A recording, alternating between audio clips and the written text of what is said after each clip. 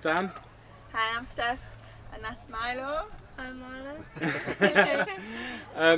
So we did a lot of searching around looking for people to convert a van, and a lot of website searching and stuff. It was very difficult because COVID was going on, so there wasn't any shows and stuff to go to, which made it a bit more difficult, I think.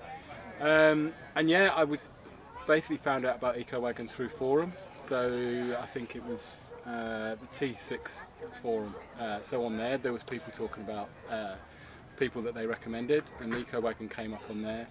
So I think we looked at the website, didn't we? And then so really impressed by the website, and it looked great. And then we went through somebody who was an ambassador that lived quite close to us. So we contacted them through the website through Kenny, and we were just really impressed. We spoke to the people that had their van done, and they'd done. They were really happy with it, weren't they? And we could see all their van and how they'd had it done, what they wanted, and they did give such a great feeling for Ecowagon. They said how Kenny enjoyed being really, could do anything for them, and it was really, I think that's what sealed the deal, wasn't it? Having the ambassadors, and we looked around their van. They let Milo go up top and everything. They were really super good. helpful. And and I mean they'd been looking for 2 or 3 years. They said, trying to find someone, and that gave us a lot of confidence. And the guy was a gearbox engineer as well, so he worked on vans and stuff. So he knew his stuff, didn't he? And I think that was a lot of peace of mind, wasn't it? It was. Yeah. And then obviously spoke to Kenny on the phone a couple of times, and it was just brilliant, and couldn't be more helpful. Especially because of it being done at distance during lockdown, they were brilliant. They did. So it wasn't, you didn't feel like you were left alone.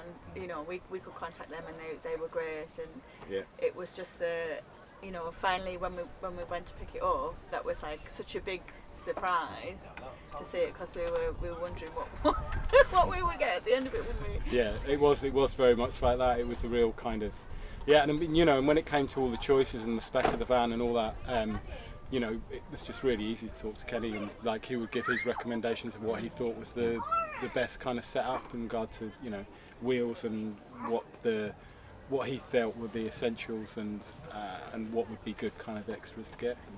And especially considering knowing that we've there's 2 of us and Milo, for us as the family, what we were after.